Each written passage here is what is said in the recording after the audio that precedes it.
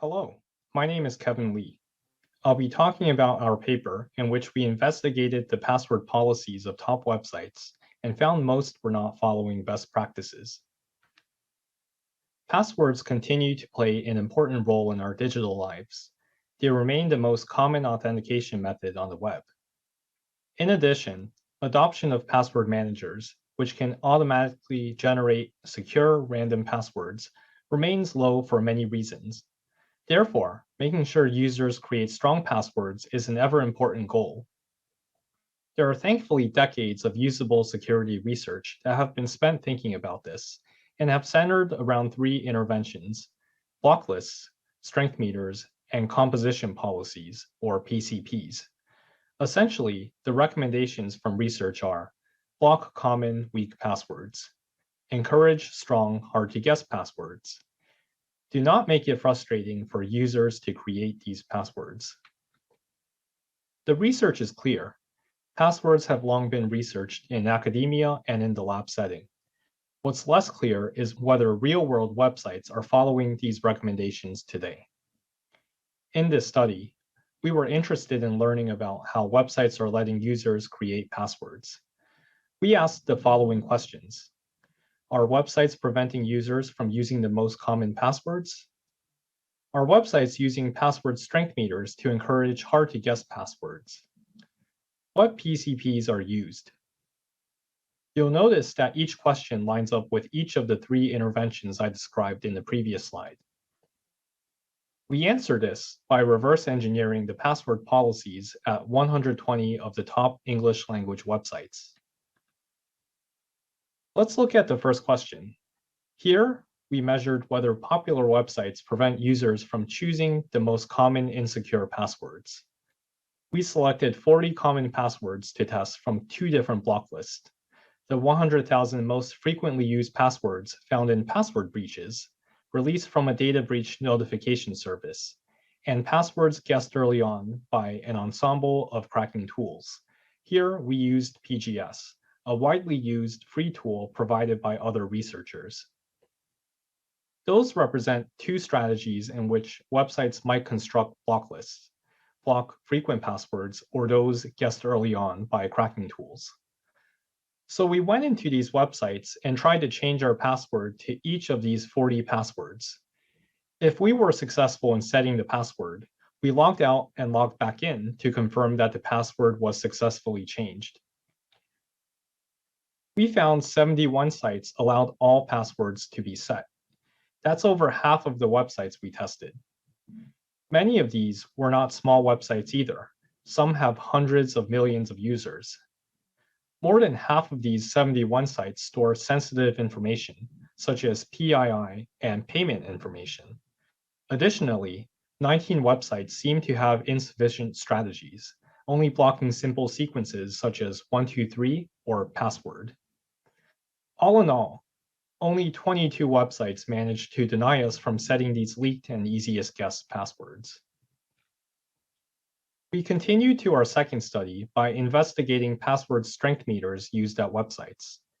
The best practice here is to show real-time feedback while a user is creating a password and to measure the guess number for that password, not the number of different character classes present.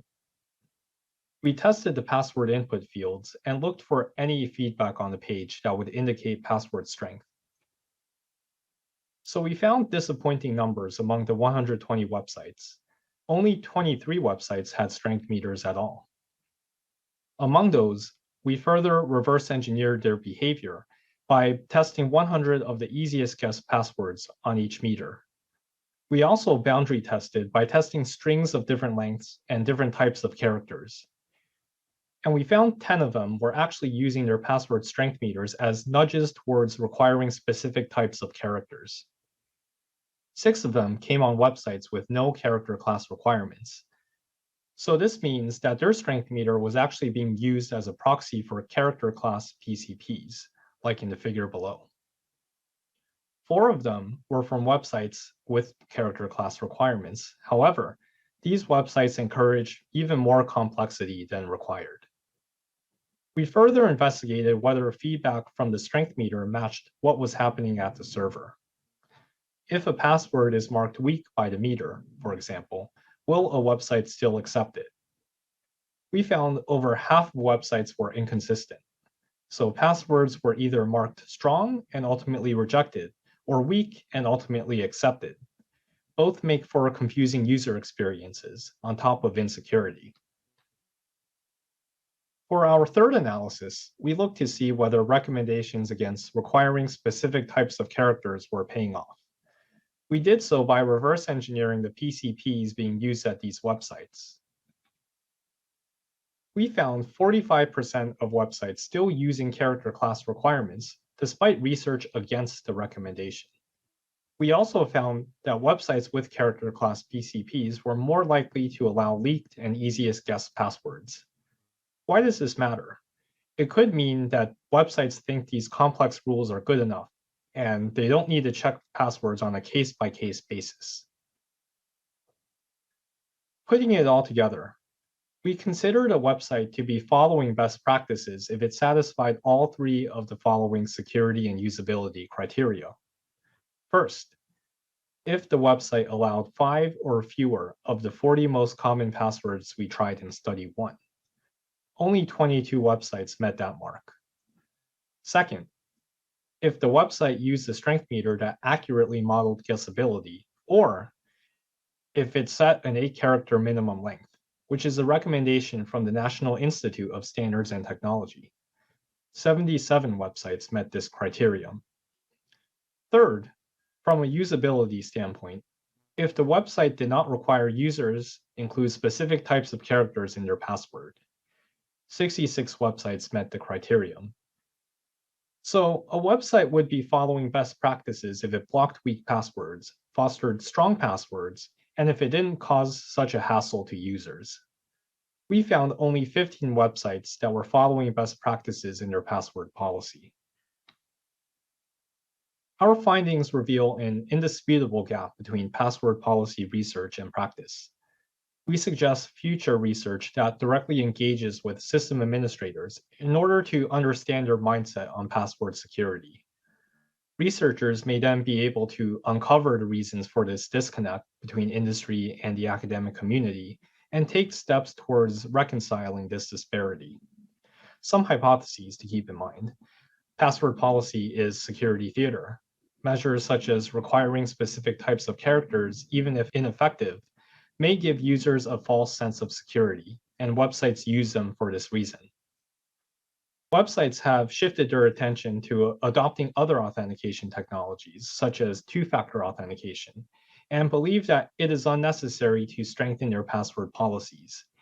And to note, this view might be over-optimistic, as plenty of recent work in our community has found weaknesses in certain types of 2FA. Websites need to pass security audits, and the firms who do these audits recommend or mandate outdated practices. We actually saw anecdotal evidence of this when we very recently talked about our paper with colleagues from different institutions. Websites face some other practical constraint that the academic community does not know about. To recap, we found most top websites were not following best practices in their password policy.